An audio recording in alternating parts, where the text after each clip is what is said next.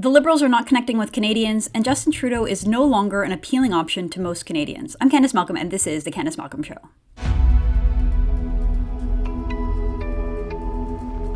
Hi, and welcome to the Candice Malcolm Show. Thank you so much, everyone, for tuning in. The Liberals are not looking good in the polls. Poll after poll after poll is giving us hints and giving us signs that the Liberals are just not where they were in 2019. They're not appealing to Canadians after a year and a half of long lockdowns. And Trudeau, just really every appearance on this campaign, he's just looking more and more desperate, frankly, more and more unhinged. The Liberals finally unleashed their policy platform on Wednesday, which again showed more and more signs of desperation. We saw another huge bailout going to the CBC on top of the $1.2 billion the Liberals give the organization, that state broadcaster, annually. We're going to see another $400 million taxpayer dollars going to the CBC. To me, that's a sign of desperation. We know that there is no end to the new spending, no end to deficits. Again, it could be 50 years before the Liberals were able to balance a budget, and it is just not good news for Canadians, and I think that is being reflected into the polls. But I want to bring in Hamish Marshall, True North's in-house pollster, to help us make sense of the recent polls and the recent data. Hamish, thanks so much for joining the program. Pleasure to be here, Candice. So from my perspective, it looks like the Conservatives are really running away with this election. There was that mainstream poll that found them up by 10 points.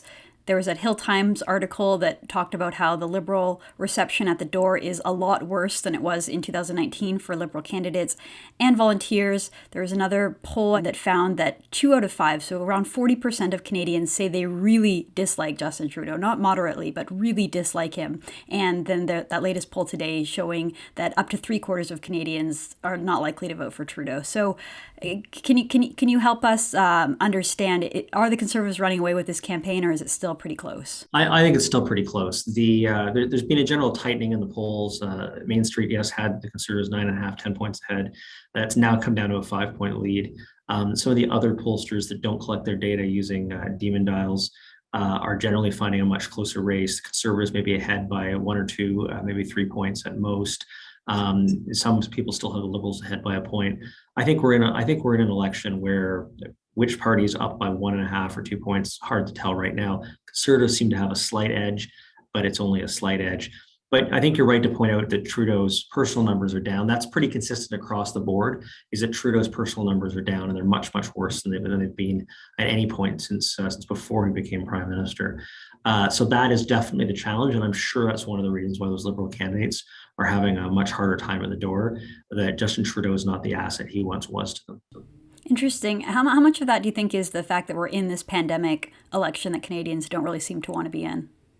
Well, that's an extremely good question. I think that was certainly true in the first part of the campaign. The further we get away from the original election call, that's likely to dissipate as a reason. But I've found in the past doing research is once people find a reason to dislike Justin Trudeau, they don't kind of come back to him. Once they're turned off by him, they turn off. So whether that's still the motivating issue when the polls close in a couple of weeks, hard to say. But I'm not saying those people who've now decided that they don't like him are suddenly going to fall in love again. Right, exactly. All right, well, the Liberals unleashed their platform on Wednesday. What we saw was a lot of new spending. So in total, the Liberal document includes $13 billion in new spending in the fiscal year, totaling $78 billion new spending in the next 5 years. The platform's divided into 6 categories that sort of echo what Trudeau has been talking about in the campaign. So that's the pandemic, housing, healthcare, the economy, climate change, and reconciliation. I want to note that there is nothing in this platform about balancing the budget. Trudeau, it looks like the deficit would be somewhere around $350 billion. No doubt that is part of the reason why the debt is now over $1 trillion and probably going to be much, much more. And there was that Parliamentary Budget Office projection that showed us that the Liberals probably won't balance the budget until 2070. So not a lot of fiscal restraint, but this is an election, so they're not here to show us how responsible they are. They're here to show us all the things they're going to spend money on and all the goodies. So how do you think this platform is going to play, and do you think it's going to help the Liberals in the polls? I think it's a platform that's designed around the idea of causing trouble for the Conservatives.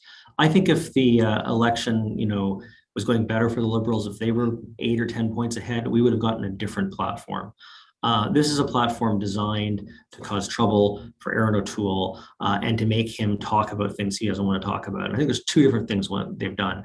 One is they've announced that they're going to bring in some rules around abortion. Of course, in Canada, we don't have an abortion law, so they're going to bring in some regulations around that. They'll have impacts on provinces, and they have a regulation within the Canada Health Act, which therefore becomes something that O'Toole then has to figure out if he's for or against, and how that will go over with his party.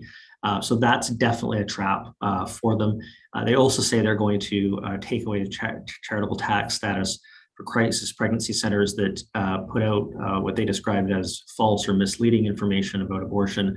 No idea what those criteria will be, but this is clearly also designed to try to provoke conservative pro-life organizations and to put O'Toole in a difficult situation. The other trap they've done is around their spending, because while they have no plans to balance the budget, and I'm sure if it was a 50-year time frame to balance the budget based on the last this year's budget, after this platform, that's going to be even longer. The fact of the matter is that they now have a costed platform. It's being costed, and the Conservatives have not released the costing of their platform. And after a couple of weeks of the Conservatives saying, we want to see Trudeau's platform, we want to see Trudeau's platform, the shoe's now on the other foot. And O'Toole is now having to defend costing of his platform that he doesn't have yet. We don't know when it's going to be released, but the Liberals are trying to flip the script on that. So that's what I see in this platform. Is it's designed in a way to cause trouble for O'Toole. We'll see how successful that is. But as a result of this close election that they weren't expecting, I'm pretty sure they were up some pretty late nights the last 10 days, desperately rewriting their platform. Well, absolutely. And that's sort of what happens when the Conservatives released their platform very early and sort of left it open for the Liberals. I think that Aaron O'Toole has been incredibly disciplined. I'll just say that. Like, I know, you're talking about the trap of abortion, and those policies sound just absolutely abhorrent, especially given the idea that the Liberals would get to define again what criteria a charity must meet. I mean, they kind of got into that trouble with the Canada Summer Jobs program and had to eventually walk that back. But if it was another Conservative leader, I can't imagine that they would have done what Aaron O'Toole did. It was kind of mirroring the Liberals when it comes to mandatory vaccines. I didn't see a Conservative going along with that. I don't like the idea of it. But again, if this is just about winning elections, I think that Aaron O'Toole has been disciplined on so many issues that certainly I wouldn't have been able to keep my mouth shut on. So, good for him in that regard. And I believe that their budget is now, but before the PBO, the Parliamentary Budget Officer, to get costed. So hopefully that will come out soon. Hamish, you put together a really great product for us at True North, looking at the ridings to watch, understanding where this campaign is being fought on the local level. I encourage everyone to head on over to tnc.news to check that out. We went through a couple of the ridings to watch in the last show, but I wanted to keep going with this because there's so many interesting seats out there. So let's talk about some of the ones let's talk about one of the seats that the Liberals absolutely need to win in order to win this election. This is an Ontario seat, Northumberland, Peterborough South. Why don't you tell us a bit about this riding? Sure. So it's a chunk of rural and small town Ontario, east of Toronto. Traditionally, it's been very rural, but it's growing, and it's sort of becoming on the edge of the commuter belt. There's more people who are commuting in, and then because of COVID, there's people who did live in Toronto who maybe have bought houses out there. It's obviously much more affordable. So it's been a swing Conservative Liberal area for a long time. Generally, when the Conservatives do well, they win the seat. It was a pickup in the last election. The Conservative MP Philip Lawrence won it by 3.5%. So obviously it's not a huge win, and the Liberals need to win it back. Liberals don't have a path to victory without going through a seat like this. It's as I said, it's becoming more white collar. It should be becoming a little bit more liberal. So we'll see. In the long term, that makes it more difficult for the Conservatives. But in this election, they can hold on. Liberals are running a local lawyer called Alison Lester, very local person with a good local story. So it's going to be a bit of a battle. But if the Conservatives can hang on here, they're going to be looking for a good night. If the Liberals can snatch it back, they're going to be picking up seats, broadly speaking. Interesting, interesting. Well, let's move on to the next one. This is one that the Tories would need to win. Interesting because I don't think of Eastern Canada really at play at all. But when you look at the numbers, some of them are quite close. This one's Miramichi out in New Brunswick. And interestingly, my colleague Andrew Lawton was on tour with the O'Toole campaign as a journalist, and he caught up with Lisa Raitt, the former MP who's out in Nova Scotia. But she talked about how she thinks that more and more of Atlantic Canada is at play. So let's talk about this riding in New Brunswick. Well, I agree in general that Atlantic Canada has not been a bastion of support for Conservatives. New Brunswick is generally the most conservative of those provinces. The Conservatives won 3 seats there last time, and they lost Miramichi by only 400 votes. So it's very, very, very tight. What's also interesting is the Liberal MP who'd won it in 2015 and then won again in 2019 isn't running again. And it's a fascinating battle because who we have running is the Liberals are running one of the MLAs for the area, a Liberal MLA called Lisa Harris. The Conservatives are running one of the other MLAs for the area, a Conservative MLA called Jake Skinner. They've both been in cabinets, Harris in the previous Liberal government and Jake Skinner in the current Conservative government, although he's obviously had to step down to run federally. So it's 2 people with a strong local electoral record who both accomplished in terms of being in cabinet at the provincial level. So they've both got name recognition, and it's going to be another tight fight. And Miramichi is a place in the country that often bucks trends. It's an area that sometimes Conservatives do well there when they're not doing as well nationally, and Liberals can do well. It's sort of its own place. And what's even more interesting there is it's one of the seats where the PPC could be argued cost the Conservatives a seat last time. So the Conservatives lost by less than 400 votes. The PPC took over 1,000 votes. Nobody thinks that all PPC votes came from the Conservatives in 2019, but most people would say that somewhere in 60, 70% did. So in this, if there had been no PPC candidate, the Conservatives probably would have won it. So we'll see what happens this time. Must win for the Conservatives. If the Conservatives can't win this seat, they're not going to have a very good night across New Brunswick, much less Atlantic Canada. Interesting. Well, speaking of the PPC, and I know a lot of our supporters have left the Conservative Party and they've gone over to the PPC. Like you said, not all voters for the PPC came from the Conservatives, but I think that a lot of, especially given how moderate this leader has become, a lot of them are looking over to the PPC. So let's talk about probably the most important riding in the country for Maxime Bernier and his party, which is Bernier's home seat, home riding in Beauce. Does Bernier have a shot in this riding, Hamish? Well, it's another Beauce battle, right? And the Conservatives MP who beat Bernier last time was a gentleman called Richard Lehoux. Richard Lehoux is a consummate local politician. He was a mayor of one of the municipalities there for a very long time. He was the head of the MRC, which is sort of the equivalent of a county in Quebec. He was the head of that county. He went on to become actually the head of the Rural Municipal Association of Municipalities in Quebec. Absolute sort of local guy, and was really able to win last time on his local credibility, but also pushing Maxime Bernier, making a point of fact that Maxime Bernier was out campaigning around the country and wasn't be able to give the time to Beauce. And he ended up winning by about 10 points. But this is make or break for Bernier. He's got to do well. He's got to win this seat. After not winning a seat, especially his seat for 2 elections in a row, the future of the PPC is hard to figure out what it would look like. It would certainly become much more of a fringe party, I think, and it would no longer get the coverage by the media after failing to win an election for 2 seats or win a seat for 2 elections. The other interesting thing is that as the CAQ government in Quebec begins to double down and be even more restrictive, their vaccine passport on apps is now in play or in force. We're seeing a pushback in Quebec. Obviously, we've seen some big protests in Montreal about this. And then I know that the Quebec Conservative Party, which is run by Eric Duhem, which is fighting against all these things, is gaining members like crazy. And the Beauce is one of those areas that's going to be very interested in those ideas. It's been argued it's the most freedom-loving area of Quebec.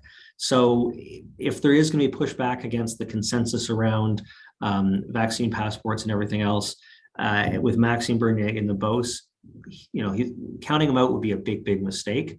But losing by 10 points is going to be a tough hill to climb.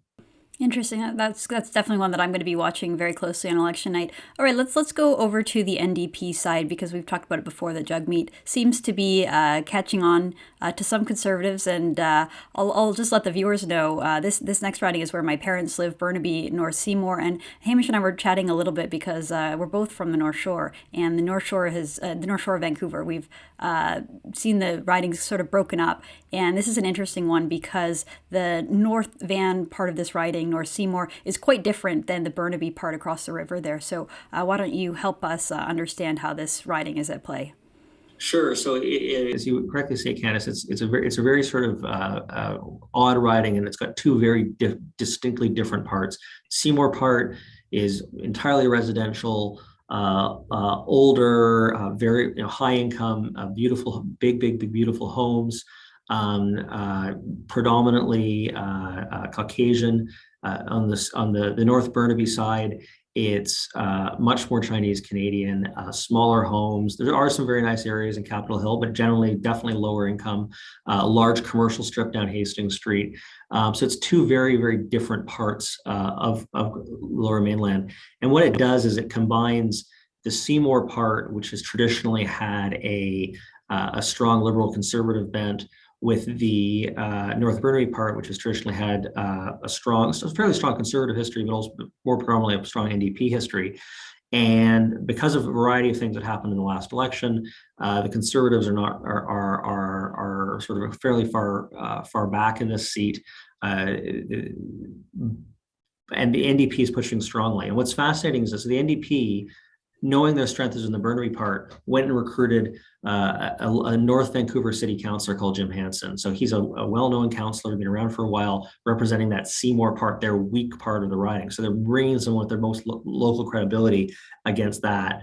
Whereas Liberals are still running Terry Beach, the local MP, who is again a North Shore person. So there isn't a Burnaby candidate in the race. They're obviously hoping the NDP will hope that those votes will stick with them. They only lost by 3.5% last time. Ironically, it's actually because of the NDP's own actions that they probably lost. The Conservative candidate there last time ultimately was removed from the Conservative Party because of her unwillingness to retract some comments about gay and lesbian people. And that was pushed by the NDP candidate, pushing for her. Whereas if she'd been on the ballot, the Conservatives probably would have done better, and some of those votes probably would have gone Conservative instead of gone Liberal, and the NDP probably would have won. So it's an NDP seat. It's right next to Jagmeet Singh's seat.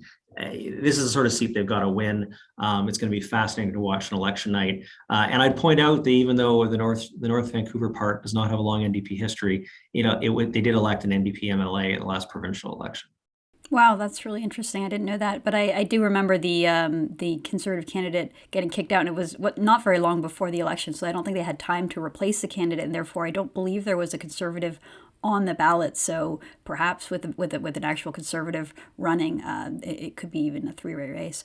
Well, Hamish, thank you so much. We've got the Labor Day weekend coming up, and I know that many people, especially liberal strategists, are trying to spin this idea that Canadians aren't really paying attention until Labor Day, and so the election is really going to come down to the final week or so. So we'll definitely have you back on the program next week to help us in the final stretch here.